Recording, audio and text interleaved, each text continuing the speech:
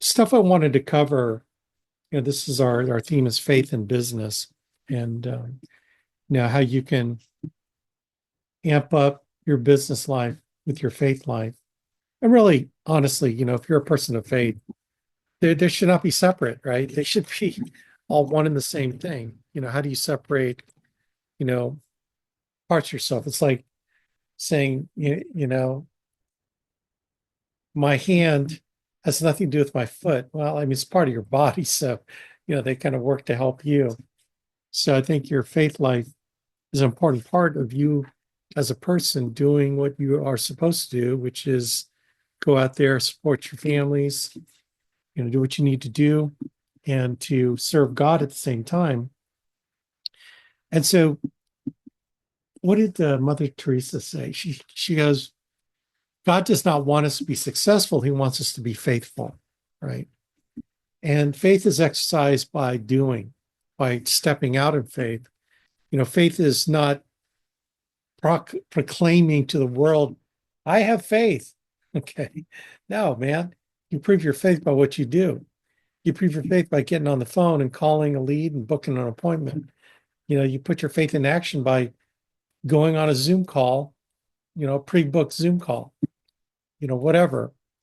But, and all too often, we try to separate our work life from our faith life, when in fact that is insanity, right? I mean, all your work should be dedicated to God above, who gave you the opportunity to work and to be productive. Even in the Garden of Eden, especially the Garden of Eden, Adam was given dominion, and his job was to take care of the animals. His job was to take care of the garden. That was his job. So it wasn't like, he was sitting around, as a man of leisure. His job was to, have dominion over the animals and take care of the place, So, then of course, with the fall, then we're destined for hard labor. So I think that divorcing your faith from your work, you are totally not taking advantage of everything that God has to bless you with in doing this work. Our work is selling insurance, serving families, right? Serving families. And, our job is not to make money, right? Our job is to work, is to serve others. Biblical. If you don't work, you don't eat, right? So I love what Saint Teresa Lisieux talks about, where she says, do everything out of love. Every small work that you do, dedicate it to God, whether you're mopping the floor or you're cleaning the toilets, right? Or you're, let's update it, changing your oil or vacuuming. Dedicate it to the Lord. All your work should be dedicated to Him. So before you get on the phone dialing, dedicate it to the Lord. When you get on the phone recruiting, dedicate to the Lord. Say a little prayer, or this is for you because I love you. Boom. And you know what's amazing about that is not only are you praying unceasingly, right? You will be praying unceasingly when everything you do, you're thinking about doing it as an offering to the Lord. And there's something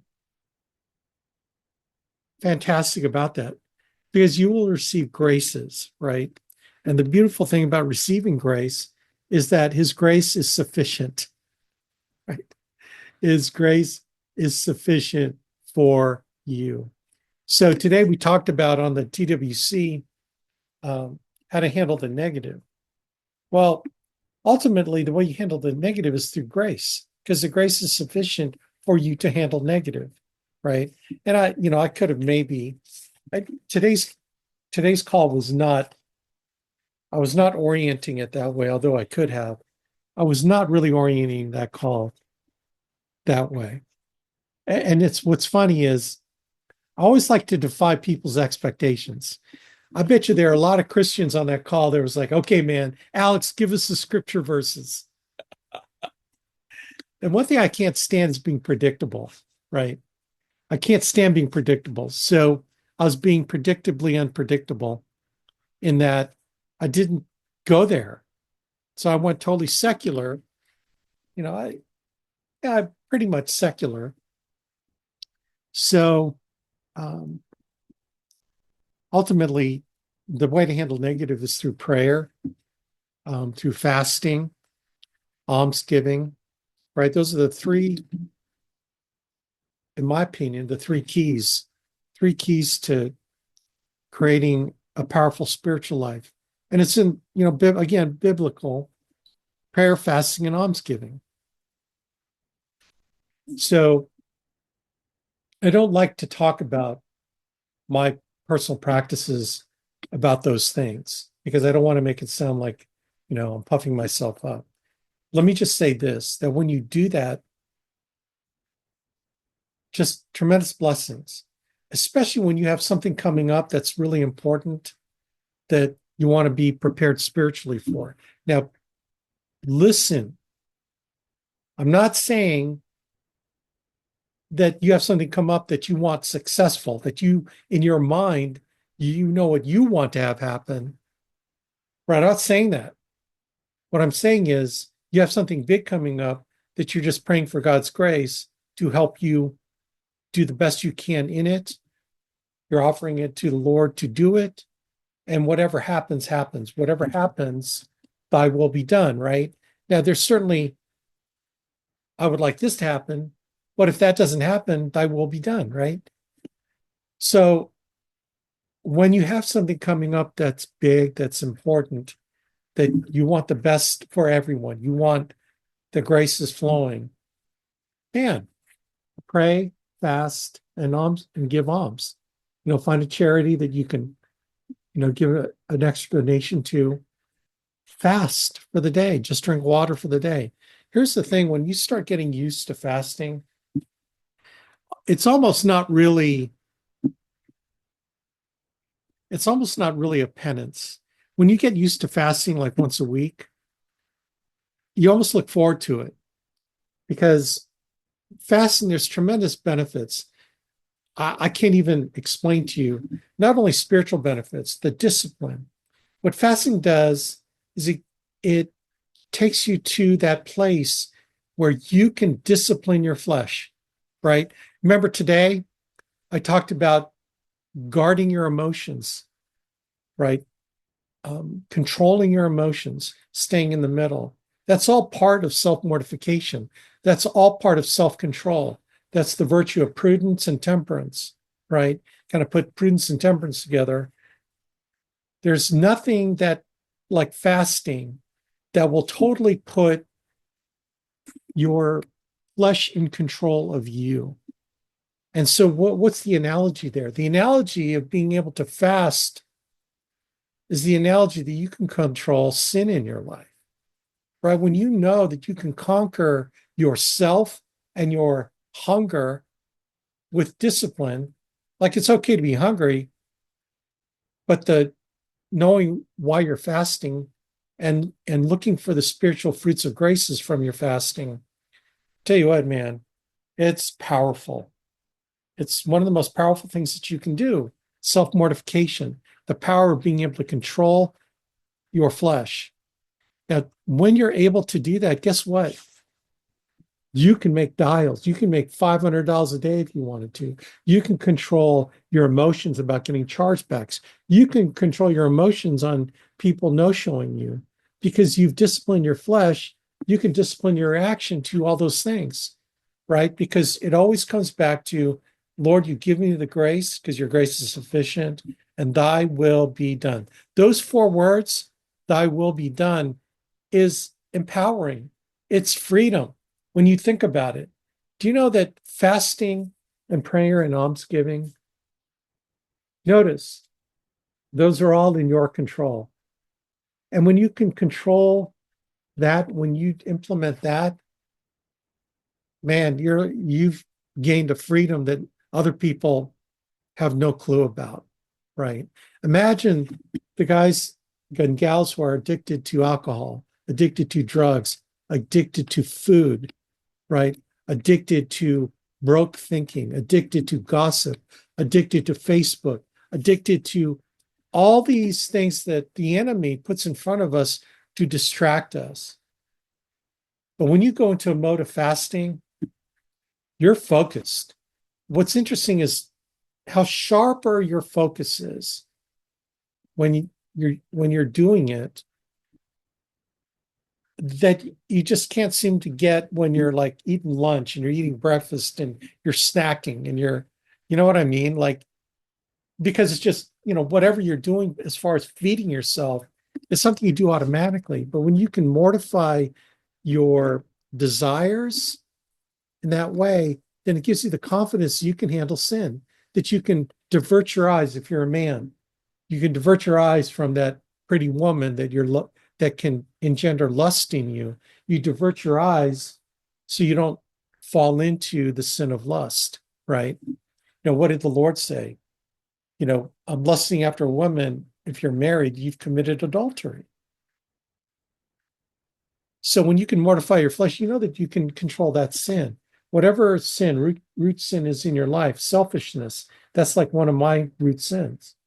And so when I fall into this, woe is me, when I give in to my selfish desires, I know that I know I can go a whole day without eating food and I can just drink water. Man, I know that those selfish desires in my heart I can control. Because if I can control my hunger, my reaction to hunger, then I can control my reaction to giving in to my selfish desires. I tell you what, gang, um, fasting once a week will empower you to do great things in your work life. It will give you a self-image, and that's really what it will do. It'll give you this spiritual self-image that, yeah, I can do it. To the point where, I hate to say it, it can almost be routine, where it's not really as bad as it was when you started fasting like once a week. But it's still like you can go a day without, like, how many of us, like, I'll be so busy I forget to eat, right? Well, that's not really fasting, right? Because it's just forgetting to eat is not fasting. Fasting is waking up in the morning and giving your day to the Lord in fasting and prayer. That's fasting, with the intent of receiving graces for self-mortification. Does that make sense? Am I like making sense? It's hugely powerful. I can't even begin to, and there are a ton of books written on fasting. You can look up, the fruits and benefits of fasting. It's tremendous. But Alex, what's that have to do with my business life? Has everything to do with your business life. Because if you know that you can discipline your flesh, then you can discipline yourself to what you need to do to make the business work, number one. Number two, to offer up all the efforts in your business to the Lord, because your work is dedicated to Him. How can He not bless it? And sometimes it's not the blessing you want, right? You want more sales. Yeah, He'll bless you with more sales. I mean, that's kind of what happens. But more than that, He'll bless you with the reward of knowing that He gave you the grace sufficient to do the work that He wants you to do. And your will be done. Because whatever the results are, it's His will, not yours. And so let me explain. When you do that, then awesome things will happen for you. Stuff that you didn't even know that could, like blessings that come from nowhere, will come your way. Not that you're expecting the blessings, the material blessings, but that you're surrender to the result. Whatever the result is, you surrender to the result. The act of surrendering is the key. The results will happen. Okay, so there's a fine line, and I want to make this distinction for you because this fine line is important. You don't do it to get a positive result or the blessing. You do it because you're supposed to do it. You're a servant. It's like what is required of you, right? It's the minimally required of you. Like the story about the master and the servant. Does the master tell the servant, come here and sit with me and dine with me? He doesn't do that. He goes, servant, you do what is expected. You wait on me. And then when I'm done eating, then you can eat. Right? So what is expected? You're expected to love God, serve God, and to know God. That's what you're expected to do. The serve God part is doing your work, okay, to support your family, to support yourself. Like we are made for work. So we do our work because that's expected of us. The blessings are the blessings. And what's great about that is when you surrender to what's expected, then you're truly a child of God. And how does God not want to bless his children, provide his children? He knows every hair on your head. Look at the birds in the air, right? Look how he takes care of them. They don't know where they're going to eat, but he provides food for them. How much more he will do for you, right? When your son asks for bread, will you give him a snake? No. But God will always provide for you. But you got to do your part of doing what's expected. And when you do what's expected, then all good stuff happens, right? Thy will be done. More important words. Does that make sense, y'all? Y'all. Any questions, comments so far? I could probably just end right now. Anybody? I got something. I want to hear more. No, it's really cool, Alex, because actually I met with my spiritual director today and we were talking about fasting. So this is kind of just, and you had no idea that that's exactly what we did. And actually, I did fast actually all day today. And the way he put it was also that it had to do with just taking, when you are tempted, to just say the simple word, help me, Lord, guide my thoughts, guide my actions, and let it all be according to your will. Thy will, not mine, be done. I'm just laughing because it's exactly what he was telling me. But also, it's every single step takes you closer and closer to the Lord. And the more you're not focused on what am I going to put in my mouth or what I'm going to get for myself selfishly, how much more helpful we are for others. And honestly, I had a rocking day today. I mean, it's been nonstop and it's awesome. So I feel I've been very productive today because I wasn't focused on what was my next meal, what was I going to eat next. So again, it was actually pretty awesome. So I Absolutely. say absolutely what you're saying is exactly what the big guy that has been guiding me, and then the bigger guy has been guiding me as well. Absolutely. Okay, so that's kind of a revelation that can really empower you in what you do in our work, right? In our work and what we do. So let's go a little bit more into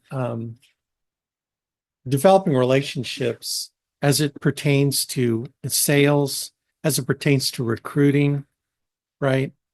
And again, when you look at the relationship building process and the sales process, you have to look at it, or, the way I've always looked at it from the spiritual perspective is how can I serve this person the best way for their benefit, right? What is required of me to ensure that I engender trust with the client, that my intent is pure. I'm not here to make money. I'm here to serve someone the best that I know how. It's almost as if, what is Mother Teresa? What does she say? Mother Teresa believes in the power of the one, that the person in front of her is the one she should be serving. She's not thinking about serving the world and saving the world, saving India, saving this province of all these poor, dying people.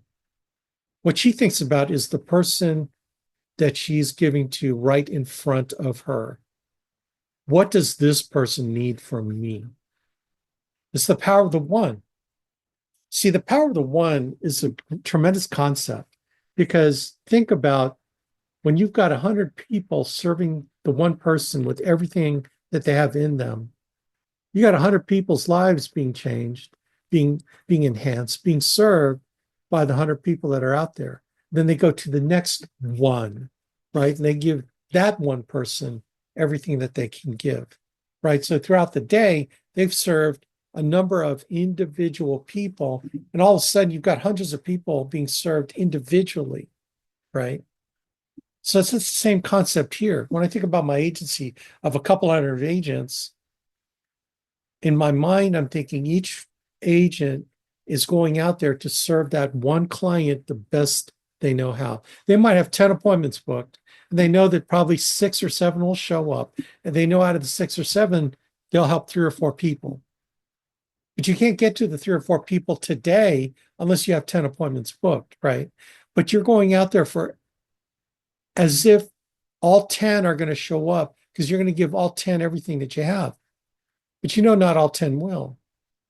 And even though you've spent 2 hours with this one person, knowing that you've already gone past the appointment time for the next person, you have to love the one you're with, like literally love the one you're with, the one that you're focusing your time and effort in. I know agents that get all flipped out because, oh my gosh, I missed 2 appointments. It's like, no, you didn't miss 2 appointments because you don't know if they were going to show up or not. You don't even know if they're going to be there, right? What you do know is that the person you're serving in front of you is the one that you need to pay your time and attention to, right? So, given that fact, your job is to develop bond, rapport, and trust with that client. So, we're going to go through the questions in the relationship building process through the sales summary, right? And this, it's not going to be it's not going to be a 3-hour seminar, although I could give a 3-hour seminar on bond rapport and, the transition questions between each phase. But I think what's most important is what are the questions to ask people, like in general, when you're getting to know them, right? When you get to know your client, everyone gets hung up on, well, how do I start the meeting? It's an easy question. There's a lot of easy questions. Like, so how long have you lived here? Like if you're doing a face-to-face appointment, which I love face-to-face appointments. So how long have you guys lived here? Did you grow up in this area? I love those questions because it's open-ended. You can ask further questions to delve into, more about their background. So how long have you two been married? Have you been married long? Where did you meet? One of the best questions for husband and wives when you're sitting down with both of them is, so tell me about how you all met. Now there's a neurolinguistic programming. That's an NLP question, right? As some of you may know, I'm big on neurolinguistic programming, which is a scientific influencing technique. That's a very powerful technique. And what you're trying to do with a question like that is you're trying to take the clients back to a time when they fell in love. So you're changing the state. Like a couple can be totally fighting before you show up. And then when you kind of get through some of the small talk. So I'm just curious, do you guys grow up around here or, how did you both meet each other? And what you're doing is you're taking them back to the state of when they fell in love and when, they were at their best, their romance. So I'm always curious, Joe and Mary. I always love asking this question. How did he propose to you, Mary? And you want to take them back where they're describing the situation because it's hard to describe a situation that doesn't bring back the feelings of that situation, right? That's a key NLP power technique in asking questions is take me back to. It starts out with the take me back to when you first met each other. Describe that for me, right? Where were you? So in taking someone back to the state, right? You want to engage all their senses, their touch, smell, auditory, visual. You want them to go back in and immerse themselves in that situation, right? So those kind of questions. So tell me, describe for me how you met. Where was it? I was in a bar. Oh man, was it one of those really loud and busy bars, or was it, back then they were smoking? Was it smoky? Oh, no, it wasn't really. Actually, it wasn't that smoky. Oh, okay. Well, tell me the story. They go into the story, right? And then when you start engaging their feelings, so Mary, you heard what Joe said about that. So tell me your version of the story. And you're laughing, right? And she tells her version of the story. And then this is where you get the fond banter back and forth. This is where you need to be. You need to be back there with that couple loved each other. Yeah, they still love each other, right? But it's different. But when they were falling in love with each other, right? When you start getting people into that state of mind emotionally, you've got them in the palm of your hand. You totally got, because then you can start asking real live pain questions that are personal that they're going to ask. But you can't ask those personal pain questions until you get them into that bond rapport state where they trust you. They feel good about you. And okay, by the way, it's okay to tell them how you met your spouse, right? Oh, you met in a bar. Well, let me tell you how I met my spouse. And you don't got to go into like elaborate. But what you want to do is you want to share the funny thing so they can relate to you, right? It gives you permission to relate to them, right? You're not a total FBI investigator where you're asking all the questions. You want to share stuff about you. This is where you create the bond and rapport. You start building bridges between you and the client. Now, if you're doing telesales or doing Zoom calls, you still do the same thing. You got to compress it a little bit more. See, when you're face to face, you've got the benefit of body language, you got the benefit of reading them, you got the benefit of being with them, which is 1,000 times better, right? But you got to figure out how to do it on the phone, which is much more challenging. There's a Sandler book on call center. Oh man, I can't remember the name of that book. Anyway, that call center book, the Sandler call center book, by the way, this Sandler techniques we're talking here, okay? The submarine. There's a call center book that goes into detail on call center bond and rapport, call center pain finding, right? I'll let you guys know what that is once I track that book down. Hey, Alex, Yeah, I believe it's Call Center Success, the Sandler Way. yeah, that's it. That's it. Do you have that book? No, I don't. I have it on audio. I've listened to it. Oh, I used okay. to It's listen to good, isn't it? Sandler. It's very good. I used to listen to it when I was driving up and down to Columbus. Yeah. Yeah, it's a really good. The really cool thing was that one of your videos, you guys need to watch Alex's videos. They're phenomenal, especially on all this NLP stuff. That one question that you had mentioned, you had a lighthearted question asked of, and I've always used that one is, well, Alex, tell me, when you met Ginny, was it love at first sight or did she have to grow on you? Yeah. And that worked every single time because then it already kept that little humor going. And then, of course, I would, of course, share mine how my husband grew on me as well. Yeah. So, Yeah. like, I do it. Yeah, there's always funny things to bring out, but it gets them into that state. So that's one of the most important questions when you're building bond rapport with a couple. If you're just with a individual person, then you're just finding out about them. And to me, especially you're dealing in final expense, it's finding out about their beneficiary, and that would kick off the bond rapport. So I'm curious, Mary, who just use Mary generically anyway, but so Mary, tell me who's the person that's going to have to pick up the pieces when you die? And this really gets into pain finding, okay?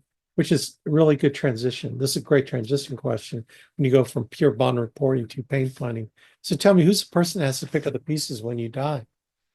Oh, well, it's, my son John. Oh, so tell me about John. Do you have like multiple children? Is John your only child? Oh no, I've got some other kids. Oh, okay. So I'm just curious, is John the most responsible one, or is he the oldest? Oh, he's both. He's the oldest and he's the most responsible. Okay, well, cool. Well, tell me about him.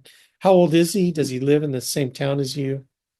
Right. You're really kind of vectoring in on how important John is in her life. And you know how it is when you start mentioning the name of your children, when people start mentioning the names of your children, hearing the names of your children through someone else's voice triggers that thing inside your head, that that love feeling, right? When they're mentioning that name.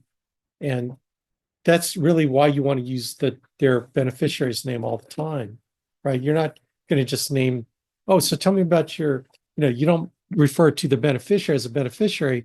Now you have a name. So it's John, right? And so John is the focus of your pain finding because now you're fleshing out John in her mind and your mind. So do you have any grandchildren with John? Do you have any? Oh, you have three grandkids. Oh, wow. What are their names? See, names are so important. Names are extremely important to build that bond of rapport because and I don't care if you write it down in front of them. What they know when they see you writing down the names of those grandkids is that you care enough to write the dadgum names down, right? The effort that you're putting in writing the names down speaks volumes. It's like when you go into a home and you got pets coming up. I love pets, especially dogs. I love dogs. When dogs come up to me, I'm like the dog whisperer because all dogs love me. I don't care how these dogs hate other people. I get this all the time. Whoa, my dogs love you. They're not very social. They usually bark at people. Well, dogs don't bark at me. They want to be petted by me, right? And I don't know if that's an attitude that I convey, but I get down on my knees and I'm like petting them like crazy. You know what that does to the owner? The owner's like, whoa, I can trust this guy because my dogs trust him. You don't know how many times I've closed pet owners where I'm in the floor with their dogs and I'm just loving it because I truly am loving it. I love dogs. Jenny just won't have a dog. I always tease her that she hates dogs. She doesn't hate dogs, but she doesn't want to take care of them. Right. So that is one of the things that I guess you call my superpower is their pets love me. And so when their pets love me, guess who loves me? They love me vicariously through their pets. Do you see how powerful these techniques are? And they're genuine because I really feel that I love dogs. So they can sense that I'm not just doing it to do it. Now, look, you might hate dogs. I would just say stop hating dogs, start loving dogs. Okay. Because you will close so many more deals. I'm telling you, you will. So start loving dogs. Okay. Did Notice I didn't say act like you love dogs because dogs know if you're acting. Okay. Just love dogs, man. Okay. Anyway, same thing. When you find out about their children, when you're genuinely interested in the names, you write down their names, it shows that you care to be able to say their names, right? So those are important questions to find out about who they love. And then you go into bond report questions, which are, so tell me what happens when you died, Joe, and you died, Mary, and John's got to have to figure out how to pay for it. What's John going to have to do? And then you shut up. The most powerful closing technique is silence. And it's the kind of silence where you don't save the client by interjecting. Do you ever have friends like that? I've had friends where they only answer a question, but they never elaborate. So, man, tell me, how are things going for you? Good. They make you do all the work, right? And the reason why that is they're in control of you because you feel like you have to fill the space with nonsense talk, right? The power of silence is a closing technique that is like no other. Okay. When you ask a question and you just shut up and wait for the answer. And then when they give you that, one word answer, like, oh, okay, well, tell me more about that. So you got to be good. You have to be good at the follow on questions, the way to keep their answers going. So tell me more about that. Oh, that's interesting. How did you feel when you said, when that happened? Right? These continuation questions. Another good technique in continuation questions is, and, right? When someone says, well, yeah, John's my son, and yeah, he's my only son, and he's the one I trust. And, well, and, they'll elaborate on it. But use those kinds of continuation questions or repeat. Another powerful continuation technique is repeating what they said. Yeah, John's my only son. Oh, so John's your only son? And then they feel compelled. Well, yeah, I mean, we had another son that died. Oh, I'm sorry to hear that. Right. It starts moving towards deepening your understanding about the client, right? From the, faith perspective, it's seek first to understand. The most important thing you can do is to meet people where they're at. But so in order to help them, you got to know where they're at. The only way to know where they're at is to ask questions, right? You're trying to create a connection, right? And that is, when you think about um, the power of questions, it becomes your, you know, tool. It's your tool to engage the client, to continue the conversation, to get to know them better, to ultimately remain in control. You are guiding everything in this situation, right? You are guiding everything because you're asking questions, right? Um, Here's another one. Anything, oh, let me say it like this. Stop making statements. Stop telling the client anything. Phrase everything in the form of a question. It's kind of like Jeopardy. Okay. Everything is a form of a question, even though you want to say, so think about a statement. So you want to tell the client, you know, buying insurance now is going to be way cheaper at your age than waiting 10 years from now or 5 years from now. So, number one, you don't know if you're going to be alive 5 or 10 years from now. And if you wait later, it's going to be more expensive. Okay. That's not very sexy. That's not very compelling to the client because you're doing this. You're wagging the proverbial finger at them when you're telling them stuff, right? Not fun. The client's feeling like they're being told what to do. The most powerful thing that you want the client to do is make a decision, their own decision. It's not your telling them what to do. They're coming to the conclusion because of the questions you ask. So instead of saying that, you say, hey, Joe and Mary, absolutely, if you want to wait to buy life insurance, you certainly can wait. There's some people that make that decision. Unfortunately, what happens is when they decide to buy insurance later, did you know that the older you get, the more expensive insurance is? Did you know that? Well, yeah, I kind of knew it. Kind of. See, this is one of those you repeat back, kind of knew it, and then you shut up.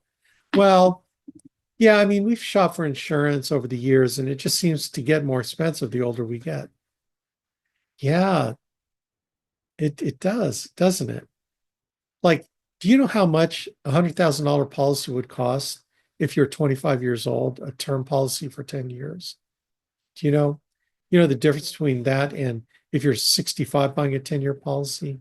Do you know the price difference roughly? No.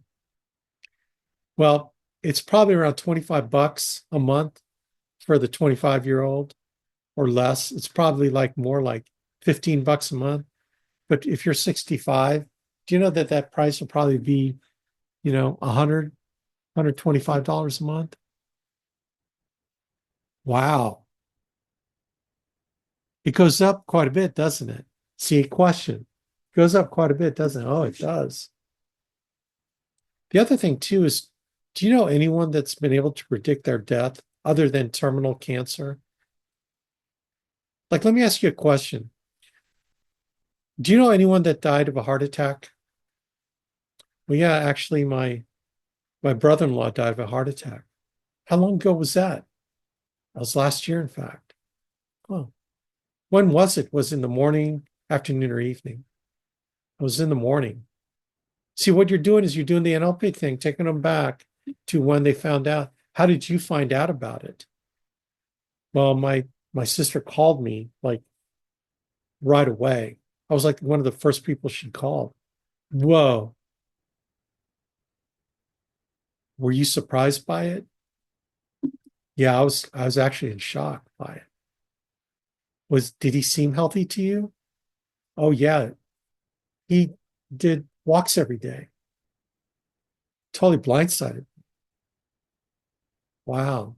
So Joe, let me ask you a question. What's your, again, using names. So what is your brother-in-law's name? His name is Mike. So let me ask you a question. What time in the morning did he get up? By the way, most heart attacks are in the morning. What time in the morning, roughly, did he have his heart attack? It was about 10 a.m. So let me ask you a question.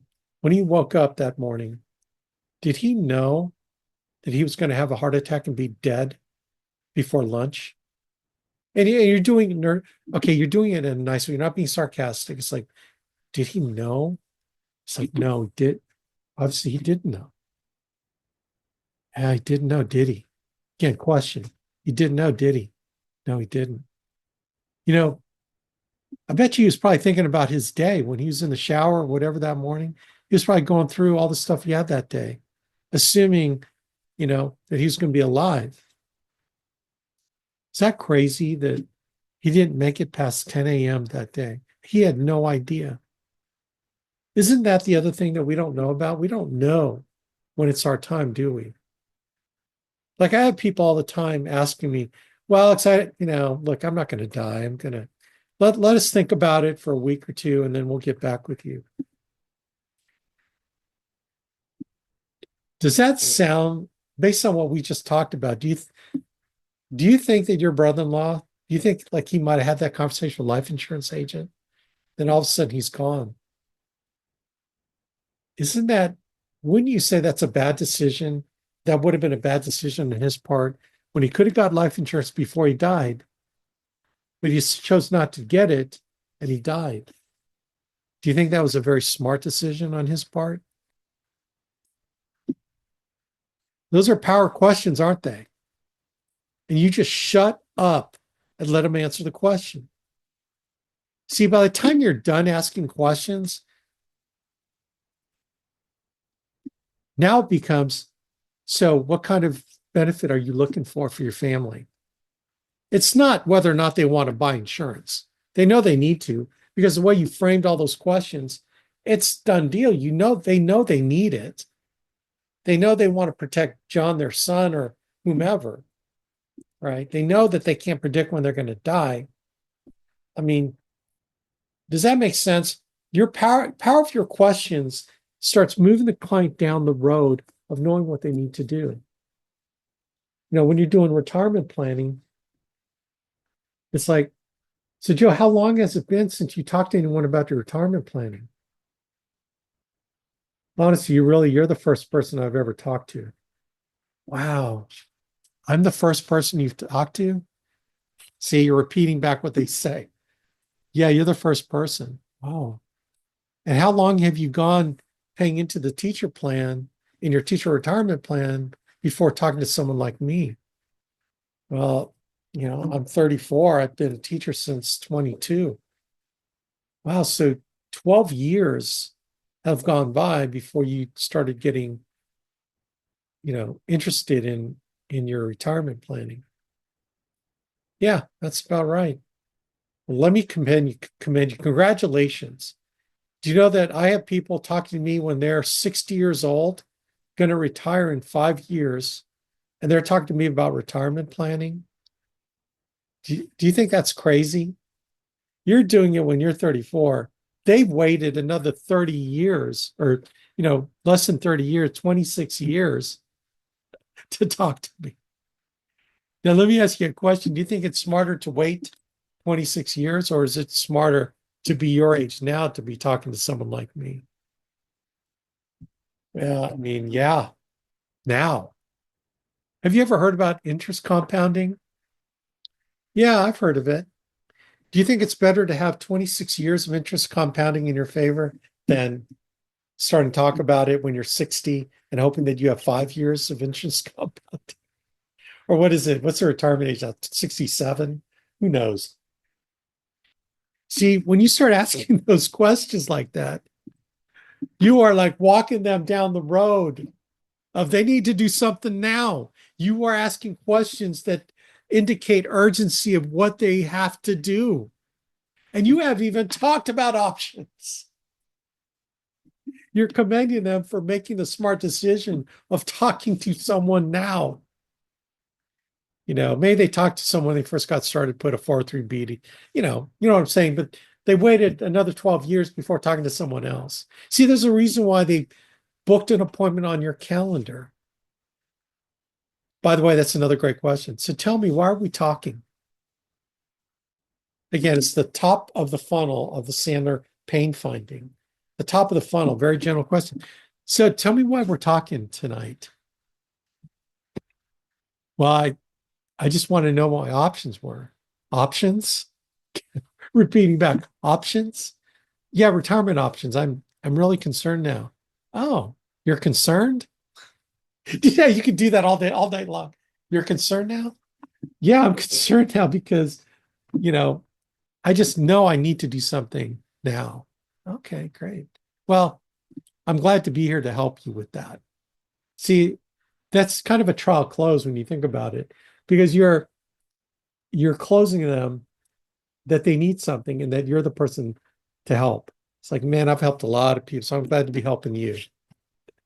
It's like you're closing, always be closing, but you're closing in a way, you know, I'm glad to be helping you. So let's get to a little bit more. So tell me about what programs you have going on right now. Are you contributing to a 403B program? Do you see it? Tell me about, sorry, do you have a significant other? Do you have a family that you need to take care of? Oh, you do? Oh, well, tell me about your family. What are their names? To see all this works no matter what context you're in. Let's say you're meeting a new person at church. You're going to ask them similar questions. That person can eventually be someone you can serve with life insurance, with retirement planning. But it starts out with, oh, okay, I haven't seen you here before. Are you new to the church? Yes, in fact, we're new. Oh, welcome. How long have you been coming here? Well, as a matter of fact, this is like our second service that we've attended. Oh, wow. So where did you move from? Well, I moved from Indianapolis. Oh, wow. So what prompted your move from Indianapolis to here in Centerville? Blah, blah, blah. It's like work, and we were closer to family, so it made more sense. Oh, so you got family in the area? Like, what family do you have in the area? You can go down a big rabbit hole, but you're getting to know them. And then you're sharing about yourself. Well, my wife and I've been at this parish for 25 years. It's been a long time. It's been a great, great parish. I mean, the spiritual programs I have here are just tremendous. Were you active in your church? Yeah, we're kind of active. We attended a Bible study or two, and we got to know some really good people there. Well, that's fantastic. We have some great Bible studies here as well. And I can introduce some people. Why don't you how can I get a hold of you? Right? Don't ask for their numbers. Like, what's the best way to get a hold of you? Well, my cell phone. Oh, okay. Do you mind if I get that from you so that I can, hook you up with some different ministries and stuff? It's simple. You just start off small. Don't go into, hairy detail because you don't want to be off-putting to them. but you're walking them into the church. You're welcome to the parish. You're being Christ for them, right? You're being Christ for them. The biggest thing, here's the thing, let's, again, working in the spiritual. One of the most important questions you can ask yourself, especially at the end of the day, when you're doing kind of an examination of conscience, is did I see Christ in everyone that I met? Did I really see him in that client? Did I see him in the husband? Did I see him in the wife? Did I see Christ in them?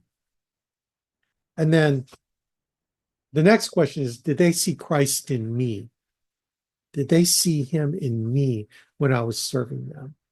And when you start governing your conversations around that very thought of, did they see Christ in me? Did I see Christ in them? And when you can think about that with every encounter, it starts opening your mind up with, tremendous possibilities of how powerful the relationship building process can be for you. Because then you start thinking about them as Christ, right? Remember the parable of when Christ comes back and he's coming to separate the sheep from the goats, the sheep from the goats, the sheep from the goats. And the goats he's going to put on his left and the sheep on his right. And he's going to tell the sheep, congratulations, you will enter the kingdom of heaven. Why? Like I'm paraphrasing like crazy, okay? I don't have a Bible in front of me. Why? Because when I was naked, you gave me clothes. When I was hungry, you gave me food. When I was thirsty, you gave me drink. When I was sick or in prison, you visited me. Come enjoy, eternal life in my kingdom. And he's going to turn to the goats. He's going to say, you're going to go to the bad place. And the reason why you're going to go to the bad place is when I was naked, you did not clothe me. When I was hungry, you did not feed me. When I was thirsty, you didn't give me anything to drink. When I was sick or in prison, you did not visit me. Go from my sight and be banished to the bad place, right? Do you see how powerful that is? Because Christ is in everyone that you serve, and Christ is in you serving them, right? You are Jesus's hands and feet. He has no body but yours. I'm citing songs, okay, because I'm in music ministry, so all these hymns and songs are coming. Christ has no body but yours is a song, and he doesn't. He has your hands and he has your feet. He has your heart to love, right? And when you can see Christ in everyone that you meet, it changes your demeanor. It changes your compassion for other people in such a good way that it will inform how you are. And blessings will come because of it. Does that make sense, gang? It's 9:27. So anyway, again, wrapping up faith with bond rapport and questions. This is kind of a unique way to kind of teach sales from a faith perspective, which I think is kind of cool. There's a lot of ways to utilize the techniques we're teaching you, but the intention in your heart is everything, right? Serving others, loving others by serving them, because by serving them, you're serving God, right? So anyway, hope that helped. Hope this was a good,